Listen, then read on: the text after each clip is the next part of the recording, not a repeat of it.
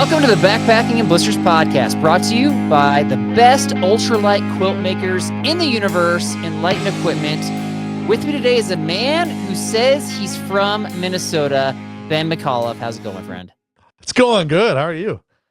Good. You're not even going to question my intro there. Like I just said. Why would I question? I'm from Minnesota. Do you want? I can do an accent. You just have a Minnesota accent, so that's why. Oh, hey, how are you? You guys are doing good. It's good to be back. You know, oof, duh. It's been a week. I believe you now. All right, so we've got the best shelter for you. So we brought Shug on to talk hammocks, and then Ben and I are going to break down some tent talk. Ben, how many tents do you own? So I own 3 or 4 tents. Okay, not too bad. That's fair. I don't know if that makes you an expert, but we'll try. So I'm constantly like buying and selling gear. So yeah, in any given year, I probably have anywhere from 5 to 10 though. But how many do you like just have for your personal use? I mean, I'm typically, like I've got the one for car camping. I've got the one for ultralight backpacking. I've got the group backpacking one. So personally, you should probably have 4 or 5. Yeah, that's about what I got for that. Okay. All right. So yeah. And so, okay. So this episode is like probably going to anger some people because we haven't used all of them out there. We'll probably get somebody who maybe even is from a cottage company that's made 5 total. They're still like in the prototype phase. And they're like, I can't believe you didn't mention this one for such and such category, but we're doing our best. And this is part of the conversation. If you disagree, please let us know and we'll follow up on a future episode after we do our research. But I feel like I'm pretty well researched on this, but I'm not going to be perfect. So do you agree with that statement? Oh, always agree that you're not perfect. Thank you. So we've got that. And then at the end in our tidbit section, we had a recent guest on, Michael Hawk. And after we had him on, Ben just like laid into me on one of the questions I asked him. He's like, I can't believe you asked about such and such. I don't want to say what it is yet. And you're about to eat your words, my friend. Yeah, I think I actually asked it on air too. I was like, well, that was like, you might have. Yeah. We'll revisit it. So we got that. And all right. Bible verse the episode. Ben, what you got? I got Jeremiah 35:7. Also, you must never build houses, sow seed, or plant vineyards. You must never have any of these things, but always live in tents. Then you will live a long time in the land where you are nomads. So I think that goes with me and you. We believe in tents. So do you think it's un-Christian-like to live in a hammock?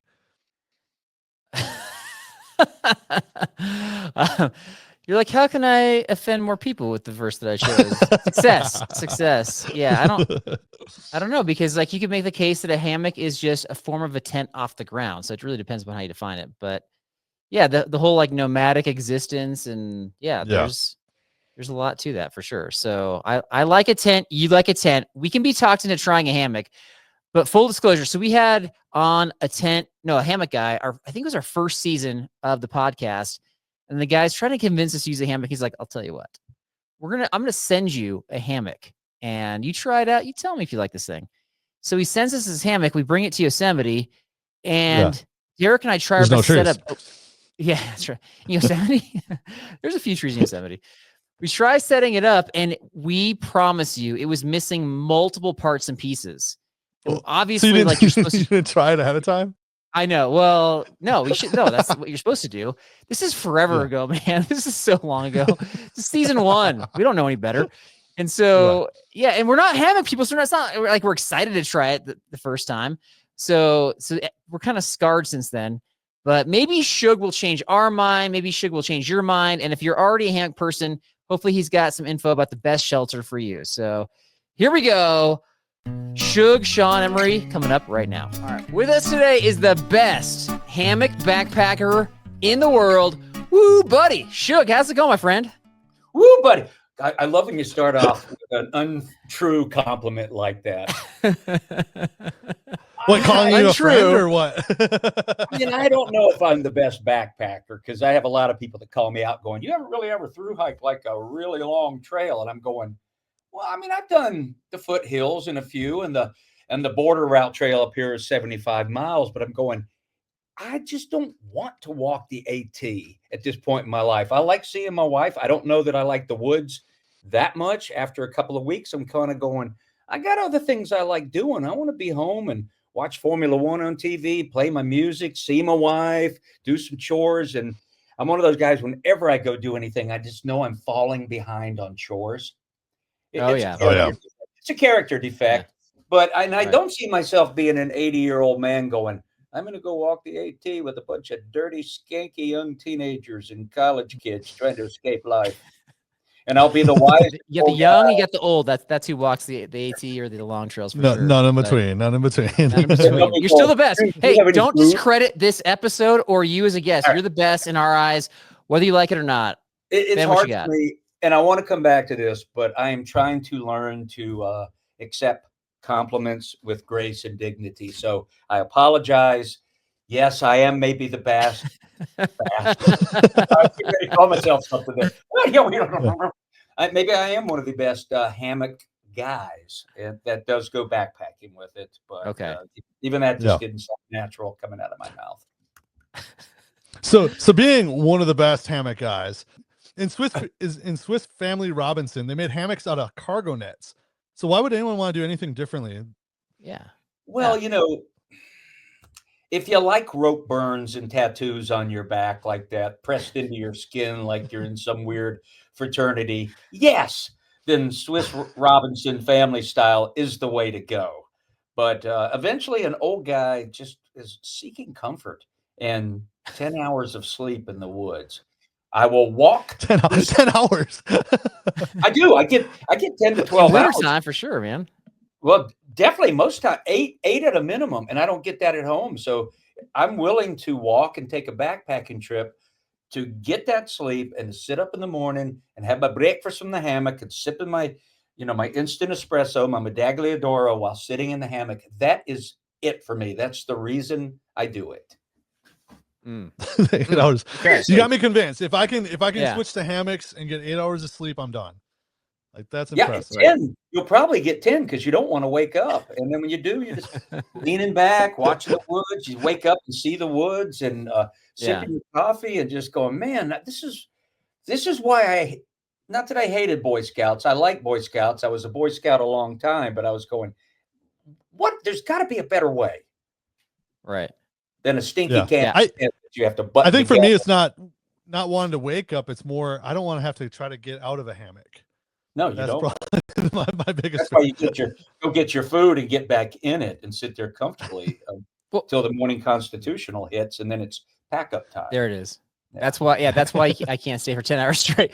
All right. Ben's already alluding to the fact that, we are not obviously the experienced hammockers. So and I think there's some folks out there who also are in our boat. So for people going 0 to full hammock setup, what are 3 things they need to consider? What are your top 3? Well, they're going to worry about the weight of it. Right. And that is one of these things I could talk about this because it depends on what state you live in, what kind of climates you live in, what the season is. The summer, you don't have to carry as much stuff in general, Right. You can go lighter and you can probably match your tent. But then I ask you, what is your tent? Are you a tarp and bivvy guy? Are you using like some old timber line that you set up? I mean, there's a lot of parameters to that. So it's like, I even did a video on it somewhere 4 years ago. You can get really close in your weight. But to me, the comfort and the 8-10 hours of sleep sort of trumps the 4 hours of sleep on the pad, maybe 5. Okay, so I would say that is usually what they worry about. I go, don't worry about that. Don't let that hold you back. Right. Begin. That's fair. Get a hammock. And by that, I always tell people you don't have to invest a lot. And this comes down to one of your other questions there. Like go on Amazon and get like the Wise Owl hammock. You get a hammock with straps and everything for $30. Okay. Okay. It's probably 9.5 feet. It's not a bad. I've ordered a few to do a video one time that I have called "Get a Cheap Hammock," and I gave them away to some scouts who don't know any better. It was not a horrible hammock. It's a hammock.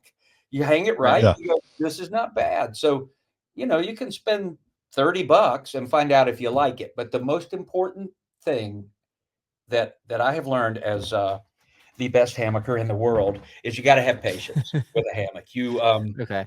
you've got to have patience with it step by step. Let's say you guys are mainly tenters. You go buy a new tent, even a top of the line, like some Hilberg or whatever. You set it up. It sets up like a regular tent. Maybe there's a little pole work on the vestibule or something. But after you've set it up once or twice, you got it. The hammock's not like that. You have the hammock, and this is my international sign for hammock. And the hammock, got it. Yeah. You're kind of wearing it like a little suit when you're in it. You know, you're enveloped. You're in that hammock. You're not laying on it. You're in it. And then there's the tarps, and then there's insulation, and then it's your suspension. There's a lot. Finding there's a lot of bits and pieces. So you have to find out if you're the kind of person that wants to go through that. So the patience comes in, but I'll add this in as a bonus thing. And I've been saying this a lot lately. Just really enjoy trying something new. You know, at a certain age, the only way to be new at something is to take up something new and be absolutely new. You're starting from square one, like you said, from zero. And maybe that will frustrate you in a couple of weeks, and maybe you'll enjoy the journey and end up hammocking. And maybe 3 weeks in, you go, I hate this. I've never strung up a tarp. And I've told many people it shouldn't stress you out and give you hives. Go back to your tent. Is the camping, because honestly, I don't want everybody to be in a hammock, because then I'm not special. Then everybody's an expert. The truth comes out. That's my answer. Those are basically the three things, I think. I love it. I love it.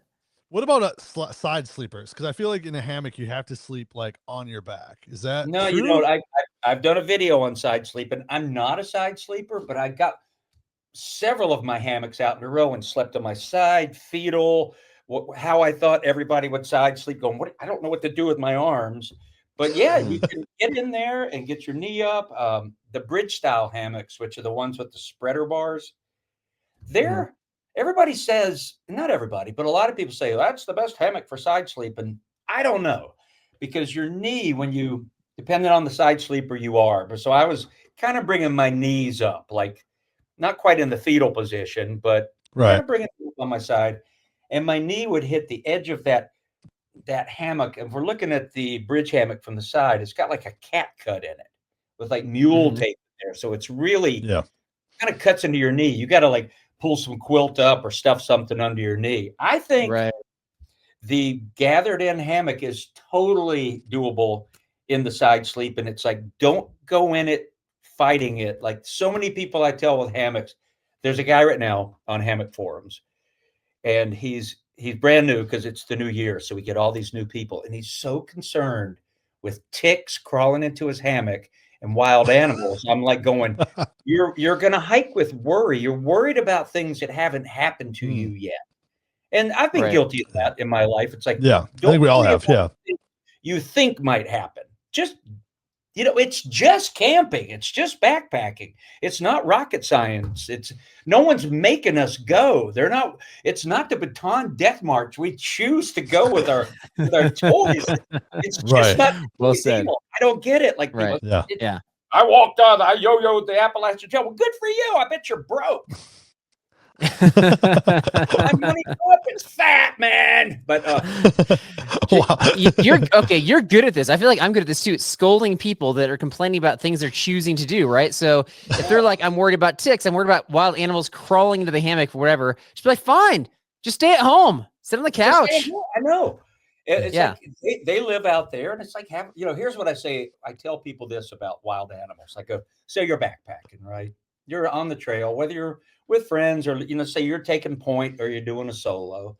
It's like driving a pontoon boat, and you have everybody in your pontoon boat, and you're the captain, and you're talking, turning around. You look like you're doing nothing, but you're vigilant, but you're not nervous vigilant. You're lightly vigilant all day. You're checking out this boat coming. There's a sailboat. Here comes a jet skier. You're just constantly scanning.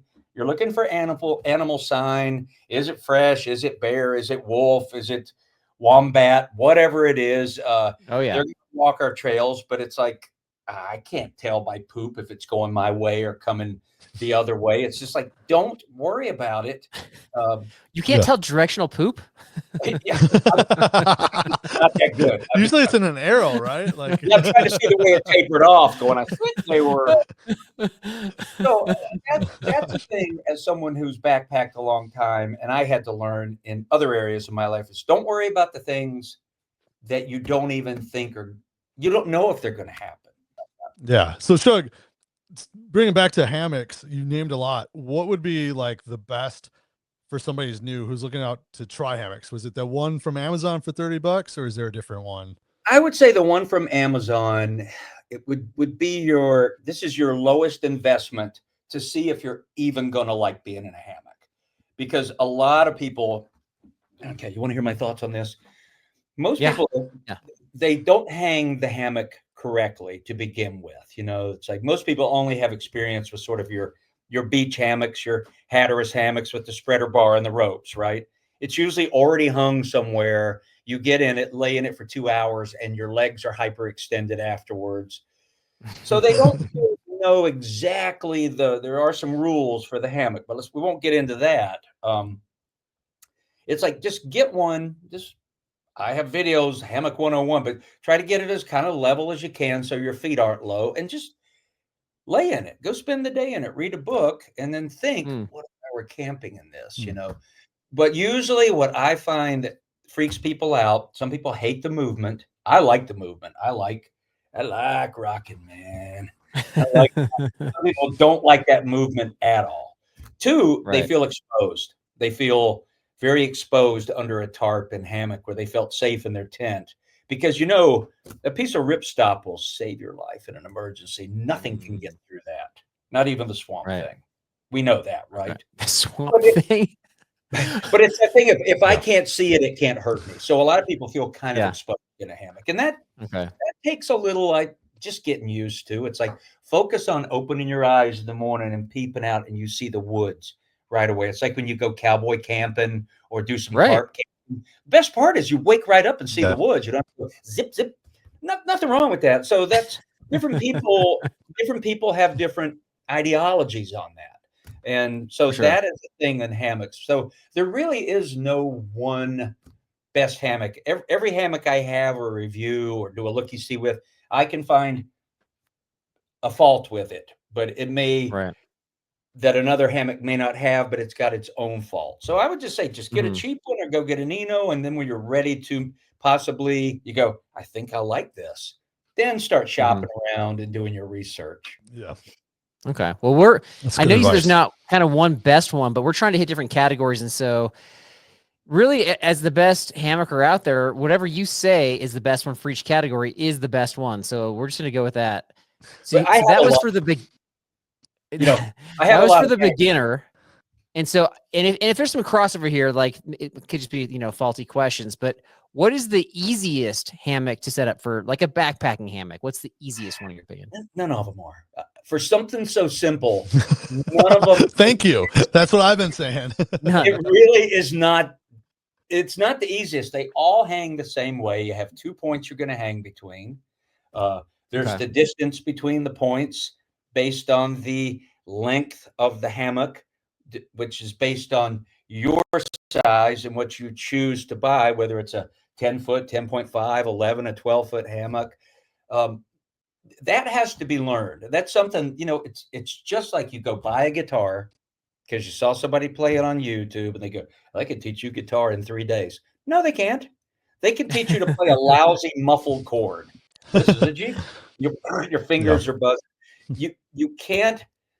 You're just not going to get that hammock right. So it's like, you got to go, I got to have fun with it. I'm just going to take it to a park, just the hammock, and hang it, and then hang out in it for a couple hours. Bring my laptop, bring a friend, whatever, and just be in it. You got to be hanging in it and see if you like the motion. Am I too high? Am I too low? You know, the kids like their hammocks really high. I like mine so when I'm sitting sideways, my feet are on the ground, and the edge of the hammock is just right behind my knees without digging in. You know, there's so many variables. I could talk about this forever. So I'd say, I mean, for this is the Majestic hammock that I've been working with Corey a lot, and I own one. This is that's the hammock, and the 2 beaners and his whoopee slings and everything. That's pretty small. Is that your answer for the best ultralight hammock then? Right now it would be. And Okay. again, ultralight's one of those things. What are the rules to ultralight? It's okay. I've camped with people that have been ultralighter since I've been a hammocker, and the problem is That's what we always ask. they want to park their tiny house in my driveway and use my water and electricity. It's kind of like they're going, Right. "Are you going to finish that food?" They never have enough food. I'm going, "Did you not bring any Are you going to finish the food? You're staring at every candy bar I'm eating." So, I mean, ultralight, there's ultralight, right? And I went through my ultralight phase way before hammocks, where I was bivy bagging, tarping, a 40-degree sleeping bag, even when it was 10 degrees, doing sit-ups in the middle of the night, eating spirulina tablets rather than food. Proud of myself, light pack, making miles, having no fun at all in the end. But the journey was fun to get there and see what I could do with it. And that's what led me to hammocks, where I was like one morning having coffee, leaning on my arm. I had stuff sacks crammed under here, and I'm trying to sip a cup of coffee, laying in the vestibule of this Henry Shires tarp tent, watching the morning come alive, going, my hand fell asleep. I'm just not comfortable. There's got to be a better way for me to enjoy this morning of the woods and myself waking up. All I have to do today is walk and not die. Yeah. Pretty good day. I think I can do that. So ultralight to me, in hammocks, again, you can get really light. They make this Cloud 9-1 material that's that see-through fabric. But I don't want, my personal thing is I don't want my hammock or my suspension to break because I'm going ultralight on it. All right. I want that sturdy, like a 1.6 or 1.9 Hexon, regular old 7/64 AM steel rather than thin Dyneema. If you want to go lightweight, get more lightweight gear, get a lightweight pack, bring less candy bars. You can. Okay. You can I'm not doing that. You can manage your weight. Right? Yeah.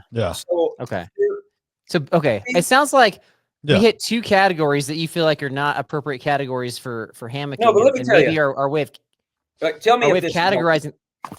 I want to ask you. So this hammock right here, which is the hammock and the two beaners and the ridge line and everything that Majestic make, and of course it's got my name on it because I have my name on everything. But Corey put that on there for me. This right here, it's 1.6 Hexon, weighs 1.65, 1 pound, 6.5 ounces. All right, that's pretty light. Right. Okay, here's a strap system. It's 4 straps in there: 2-footer, 3-footer, a 4-footer, and a 5-footer that you can put together in all these configurations. In the stuff sack, 9.3 ounces. And this is the drape over bug net in its thing that weighs 11.4 ounces. And we're looking at a total of just shy of 4 pounds, 2 pounds, 11.1 ounces. Or 3. Okay. That's your whole, that's your sleep system, pounds, not your insulation. And I think that's pretty good for when you consider this. And I always tell people, if you're going to be a hammock camper, you have to consider the fiddling, but you also consider you're at a point in your life where maybe you're trying to factor in a little more comfort. And that was me after my ultralight thing going, I was proving thing. I was hungry all the time. I was cold. I wasn't enjoying the walk as much, head down. I was really into making miles. And I had a revelation there at one point because a friend gave me a camera.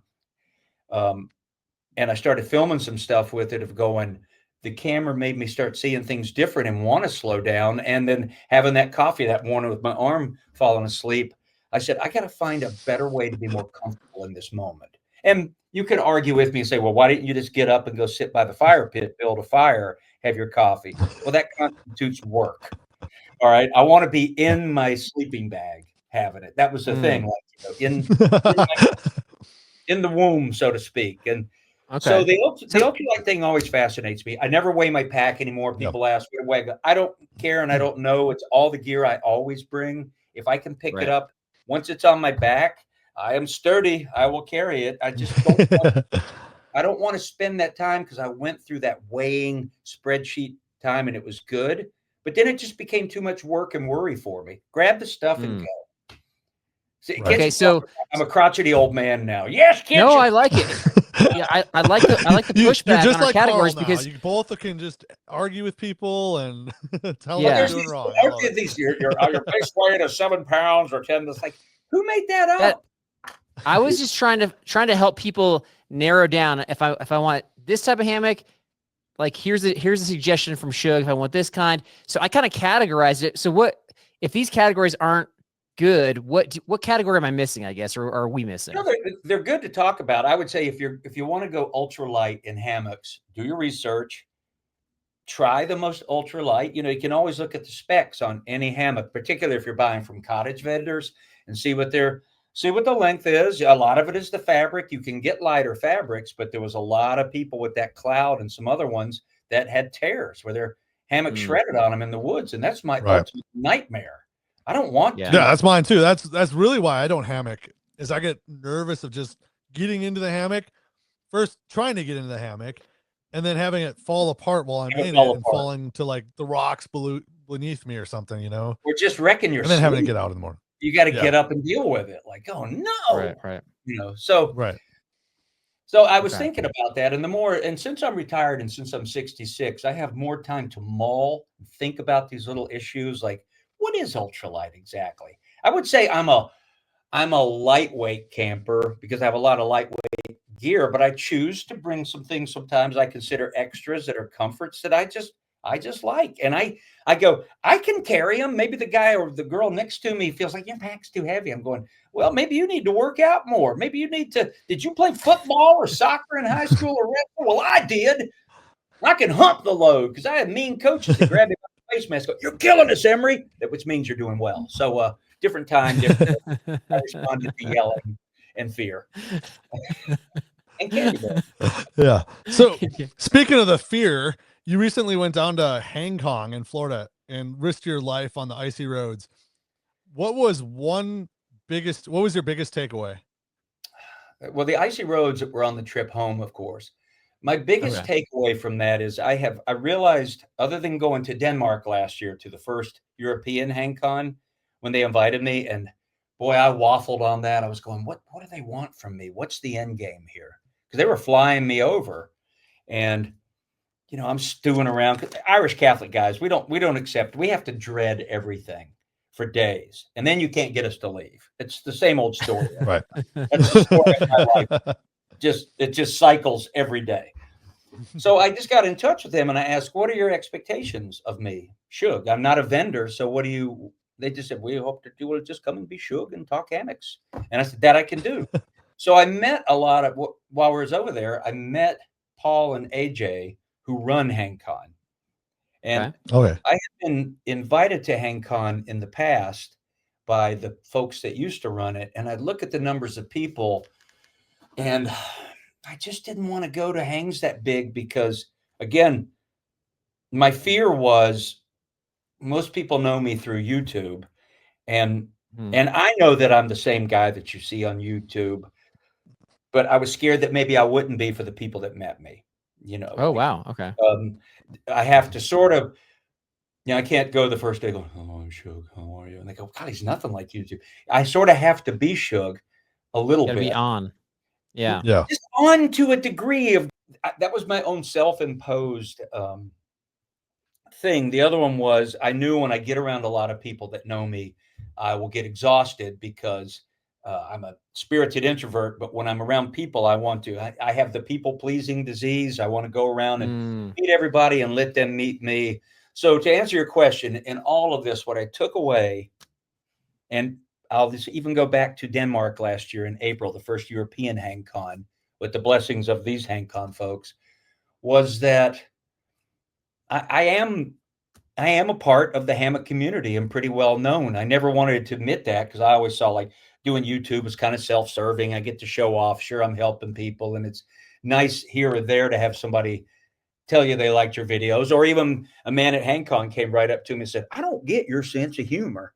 And I said, and he came over the next morning. He was standing outside my hammock waiting, and he was apologizing to me. And I said, he should. That's ridiculous. Yeah. Well, he's some sort of mathematical quant. And I just went, if it makes you feel better, I hate math. So we're even. Let's shake hands and move on. Oh man. Oh my You know, gosh. But like, Angry guy I'm gonna comes up to wait an to angry talk to guy. Shug just to tell him that I don't get him. That's like But not no, cool. it Come just, on. I could tell that it just blurted out of him, right? He, you know, this Okay. Yeah. Hammocking, what Hammocking was, because hammockers are really introverted at heart because we like to sleep alone in our own little pod. You know, we can be around Yeah. people, but we can be far. I Yeah. don't this hand thing going on here. I don't it's international signs, but he it's HankCon is a introverts convention, really, and you get a bunch of introverts together, and they all become extroverts.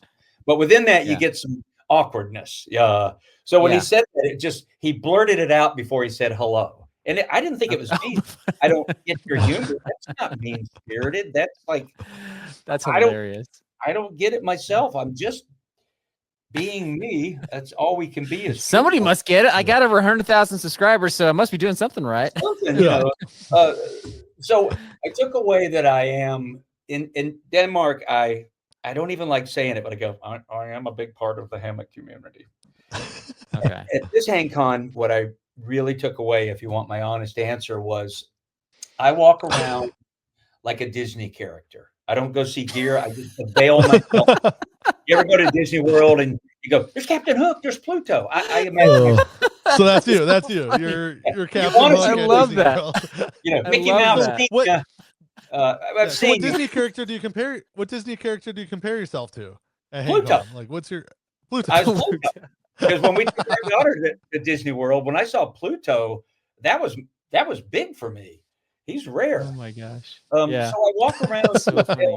just to let people. I can feel people coming up to me. I know the way they stand and wait to come up, and usually they come up and go, "We just want it's this mainly. We want to thank you for your videos. You really helped us and showed us the way when we got into hammocks, and you made it fun." And I'm gracious with my response. And by the time I've heard this about 7 to 9 times in the morning, I find myself starting to get a little smart alecky. And I had to stop that and realize that 12th person, that 90th person that comes says that, give them the same grace that you gave those first people. You know, just thank you. I'm glad to help. Talk to them a minute. Take a selfie. Ask them about them, what their hammocks are. Just be graceful and grateful and graceful. Just give them that grace of, I'm so happy to hear that. And there was a woman down there that I had a moment where I cried, and I'm not a crier. I mean, I'll cry watching Winnie the Pooh, just Mm. Yeah. and I'll Yeah. cry at movies, but I don't cry much. And there was a woman there who I had met her the first day, and her and her husband were thanking me for my videos, and then we got in a talk after dinner one night, and they had a 3-year-old. She said, we have a son who is eternally 3. And at first I couldn't wrap my head around what that meant. And he was killed by a tree. And for them, instead of running from trees, they're embracing trees to be hammockers. Right. Yeah. They're also people of color. And she asked me about that. Do I see a lot of people of color in the woods? It was an interesting. And then as we were talking, and she told me that, and she said that my videos, because I try to be joyful, Mr. Brightsides, help them. And I lost it, man. I just lost it. I believe it. So, Yeah. you know, it's that lesson in life. This is probably the bigger lesson is you just never know. You know, you guys do a podcast, I do videos. You never know who that's going out to in a moment when they may really need it. They may just need to hate you for that moment, but really, you might change their life in some way with something you say and don't even know. And it's a lesson that we all, as humans, need to take away. If you get into something like hammocks, I would have never had that moment with her and her husband and their other son without hammocks, and it was a moment that I just didn't see coming. Right.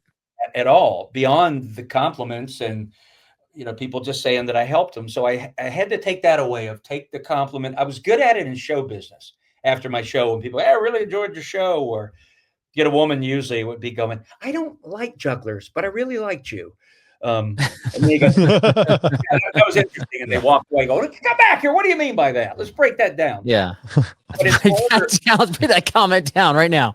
That's hilarious. But it's harder in this cyber world because, we have this safety of these screens. You guys, there's nobody standing across your desk from you right now, or me. That'd be creepy, wouldn't it? But we have this little safety barrier, but we are putting something out there. And I would think a backpacking and blisters podcast would be for the good. I realize that the power of a YouTube video, of this medium of people seeing your face and hearing you, it's powerful. You can use it for good or for bad, and you never know the effect it have on people. So that's what I took away. And it just reminds me of no matter how old you get, how closed off your heart gets, open that door, let things in, and never be afraid to learn something new. So that's well, that sounds like it. That sounds great, man. It sounds like it was a risk for you to go, and maybe a little nerve wracking considering, like you said, there's just a lot of people there, and that's not. I don't know. If you're walking around like a Disney character, it's just risky, and you don't know. You got to be on. You got to bring the energy. But if it was just for that one conversation you had, it was all worth it. So, but it wasn't that at all. I mean, I wasn't nervous because I'd met Paul and AJ, and I tell you, for almost 600 people there, it never felt crowded. And the thing that I mentioned earlier, where by the next day and the next day, people were calling me Sean because they go, we met Shug, but now we had dinner with you one night. There's a big fires at night where everybody goes down and hangs out, and there's music. And I got in a jam with a guy, and you're just talking. Most of the time, we're not talking about hammocks. There was no political talk. It was just life talk. This talks about kids, things like that. All these. Just going, I don't want politics to come up, or somebody ask me about how much money I make, or none of that. It's just real good life, human experience, kindness. The hammocks all brought us together. So it was rejuvenating and really good. I was never stressed about it. I knew what I was getting into, and I enjoyed it more than I thought. Because the Danish guys came over, the guys from Hammocks came over from the Nether, from Norway. A friend that we camped near, that camped right beside us in Denmark, who's just a regular camper, flew over. His name is Rune, and camped right by me. So all these international friends, plus the friends you make in the good old USA over hammocks, it was great. I just decided to throw myself into the fray and go to a big one. And I love it, man. Be seen and be known. So it was fantastic. Okay. And it really, really helped my merch sales. There it is. Well, there we go. And my analytics went way up. Yeah, the graph trending upward. That's all right. Well, that's a good transition because who knows what's coming up in this next topic here. We got our lightning round, and we are going to give you 1 minute to answer as many questions as Ben and I can throw at you. And so these are just your opinion. They could come from left field, whatever. Okay. I think right now the most answers we've had in a minute is 8. That's for our current season, which is season 8. So the timer starts. I'm gonna keep track of it over here, but the timer starts once Ben asks his first question. Okay, I'm ready. Yeah. Do people who tent look like upper class people to you who hammock? No, tents look weird to me now after being a hammocker. Hammockers used to look weird to me. Now tents look weird. Honestly. Best chocolate brand. Oh, the best chocolate brand. I'm going to have to say the European, like the Flake Bar in England. Okay. It's just a wonderful. It's Cadbury's. Yeah. Okay. Ooh. There you go. What's the longest time it took you to look for a place to hang a hammock? Probably an hour and a half one time, because I was just feeling very choosy, and everybody had the good spots, and I was just enjoying the hunt. Can you tell us your favorite color in an Australian accent? Right, I like orange. Orange to me is like when I'm out taking walkabout, and I have that fire at night, and the sparks are flying up to the air. They're orange. Oh my gosh! All right, hot dish or casserole? Casserole. And time. Shug, I don't think you won there. I think you only got 5 questions. I wasn't in it. I got 3. Not competitive in that. But you might have had the most fun answers, so I think that Yeah. there's that to be taken away. So Good questions. I like that. yeah, I add a little time for the having to repeat the questions, but yeah, Cadbury's not as big over in the States. I mean, I start to see more of them now, like at the grocery store. But man, like abroad, Cadbury is like the #1 chocolate brand. It really So is. that's yeah, I love European chocolate. That's what I show on my videos and break it down. right. You can't beat a Reese cup. I still Right. love. That's my favorite. All right, cutting back into our main episode. I got one last question. Here we go. All right. That was way too What can we look forward to on your YouTube channel this season, Shug? What do you got coming out? Well, Carl, I tell you, I'm really on the backside of my channel. I've had that channel since 2007, and I've had my peak already. I just don't care anymore. Really, my analytics just tell me every day I should just hang it up, just wrap it up. There's a little honesty in there. Oh my gosh. I'm always trying to kind of stay, and I have been doing it for 17 years. So familiarity breeds contempt. And I'll tell you this, YouTube is different now than when I started. Oh, yeah. I mean, it is really a business Yeah. now. People are doing it to make their living. And, I've gotten the Google money since they courted me my first year. And, it's like, it can be good at the peak of my thing. I think one time I got a little over $1,000, but in backpacking and specifically hammocks, you're not going to become big time, but $1,000 or whatever money you get in the bank, I see it as passive income. It's a little grocery and gas money. So I have 640 videos. So even if I don't put a video out, people go back and look at it. You're always finding new people that don't know you. And I get the, the folks that go, how you doing out there, Shug? Because I was just wondering how you're doing. When's your next video? Like they're concerned about you. But I have said, like, I'm going to this coming week. I haven't done a real review on the Majestic. I've never really done like a proper review on my Superior Gear hammocks, which I use for winter camping the most. And someone had asked me not long ago if I could compare Shug, War Bonnet, Majestic, and Superior comparisons. And a video like that that's a hard video to do. That's hanging a lot of hammocks. Yeah. I want to do it though, but I think I'm going to do each one individually.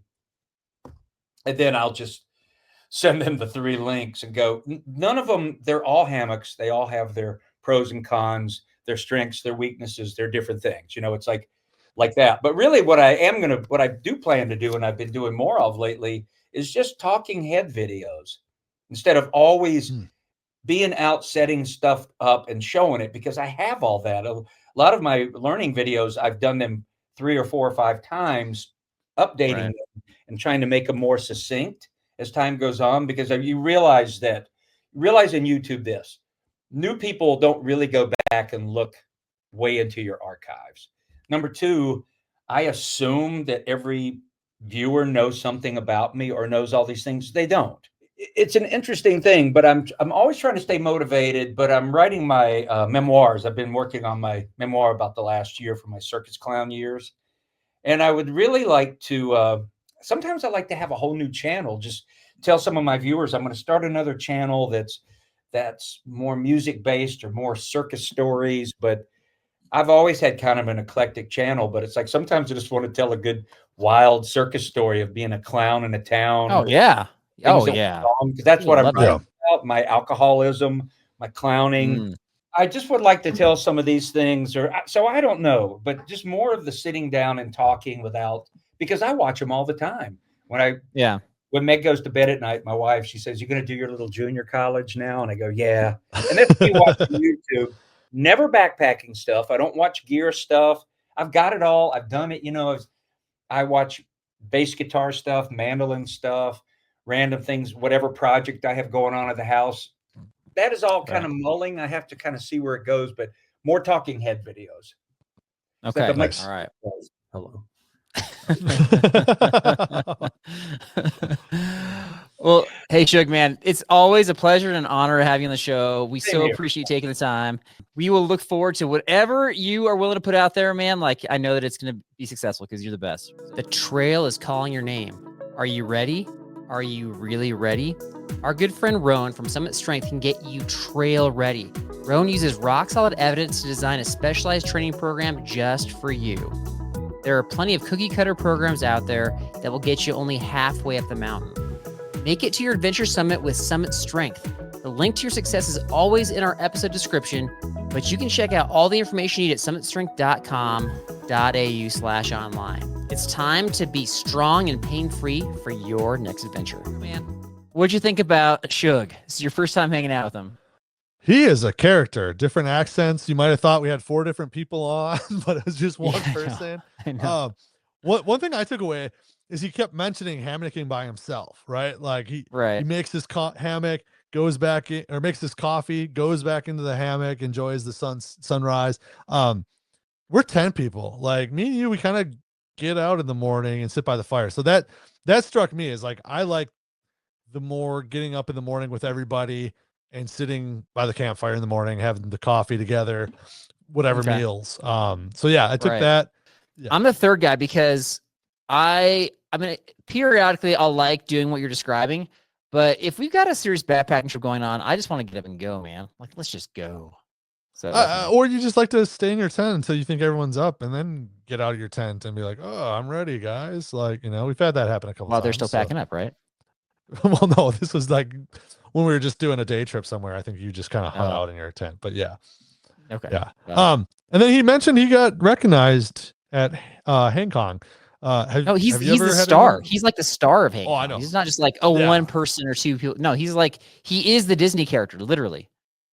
Has that ever happened to you though? Where you've gone to like, every time I go to REI now, I'm like, I wonder if anyone will recognize me as a podcaster. You think pretty highly of yourself, my friend. Well, I just wonder, I just wonder.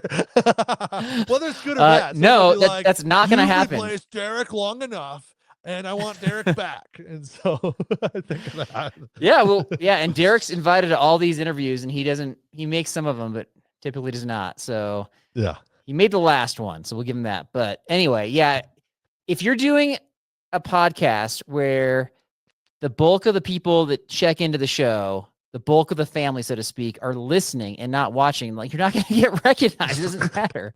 Well, I talk louder when I'm in like REI. I'm like, hey, does anyone know where backpacking is and blister care? Backpacking expert here. You might have heard of me. Anybody know where the tents are? Like, is that what you do? Yeah, exactly. Yeah. I don't, this is an uncomfortable conversation for me because I view some of these YouTubers as like semi-famous in their own way or in that category. But yeah, we're just shedding light on different things. We're not shining light on ourselves so much, but right. Anyway. Okay. So the takeaway that I had was that, first of all, I tried to categorize hammocks like I categorize tents. And so I'm thinking people are looking for this type of hammock. Which one does Shug recommend, or what's his top in that category? Yeah. And he had an answer for like beginner hammock, but other than that, he's like, I don't, that's not an appropriate. I just carry this one hammock and that's it. Well, he did mention, like, I think it was the hammocks next time, if we have him on, we got to ask him like, okay, instead of ultralight, or for this hammock or this hammock, it's like side sleepers. He's like, oh, if you're a side sleeper, you want this hammock. I know that was a category. I blew it. Yeah. Yeah. So now I know. Yep. Like, because that one doesn't apply to tents. So you like, that doesn't matter.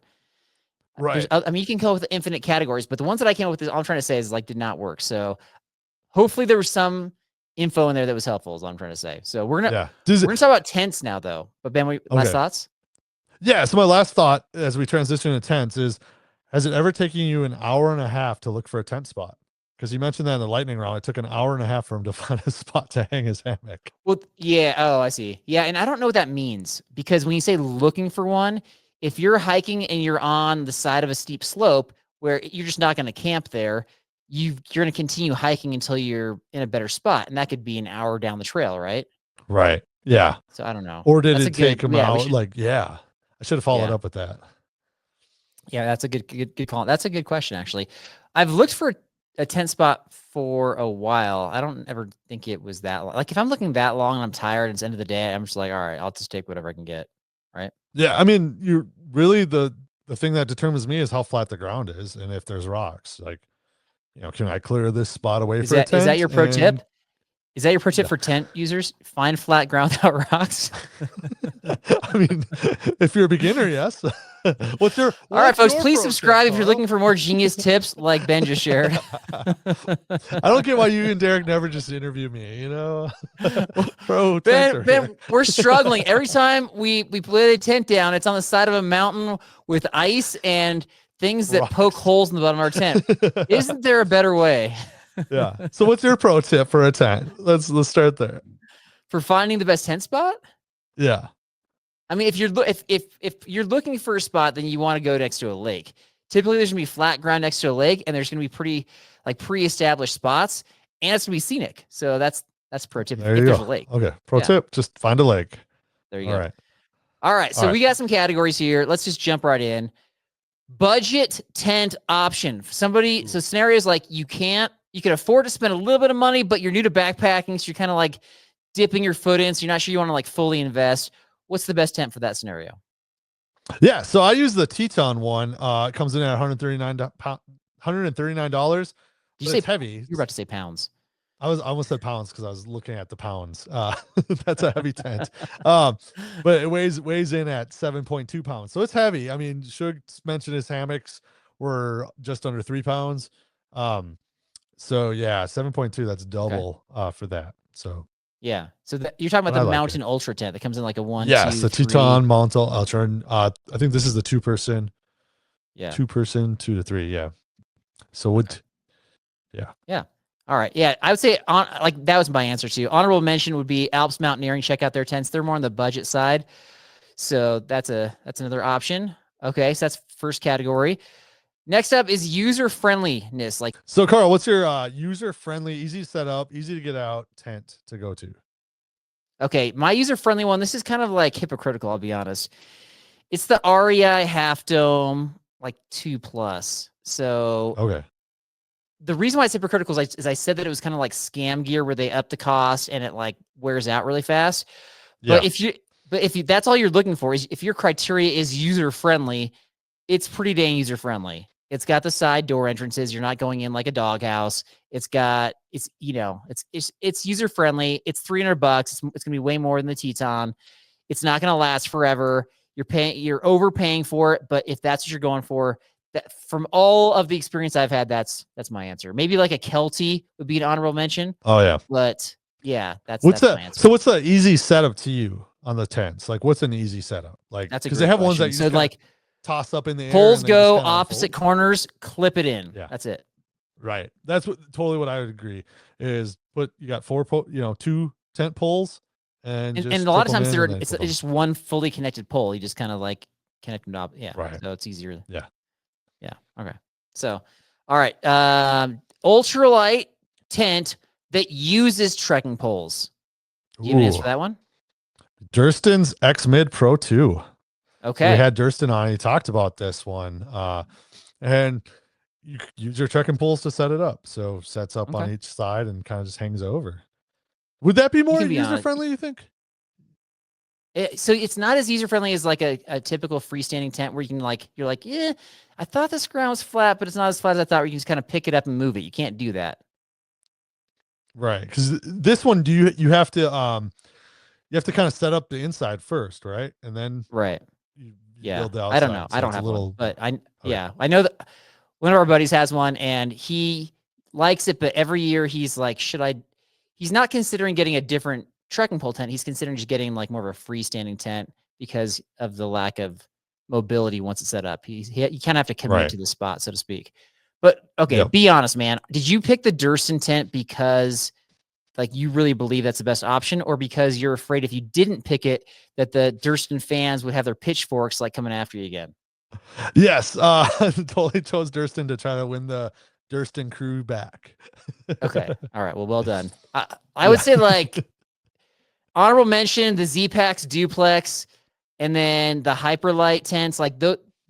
All of these are way more expensive, so they're all going to be in the $700 range. You're spending a lot of money for tents, so but you're going ultralight, so but you are going ultralight, and somebody was commenting on YouTube the other day about how we did like a episode on like rip off gear, and hyperlight came up, and they're like, well, Oh yeah. when you start considering, you know, the cost of this or the cost of like the trekking poles. And so anyway, you can't consider the cost of the trekking poles when you're considering the cost of the tent, because the thought is you're not bringing the trekking poles just for the tent. You would have them anyway. So if you're bringing them just for the tent, that's not, you don't want that tent. That's not, that's not ultralight then, because you're not using them. Yeah.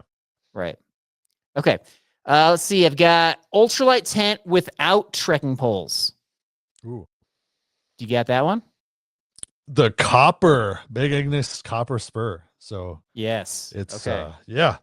About, you have some stats could on that one, anywhere from $370 to $500 though. So a little spendy, depending on what. Yeah, but still half the cost of those trekking pole tents, right?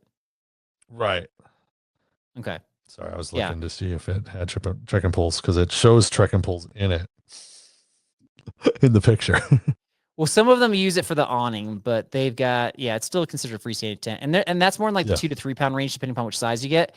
Also in that range is the Nemo Hornet, and that's a little bit more expensive at $430 at 2.5 pounds, which is, it's considered semi-freestanding, but doesn't do as well in the winds. It just kind of depends on where you're going. Is that what you have, the Nemo, right? Yeah, the Nemo Hornet. Do you like it? Correct.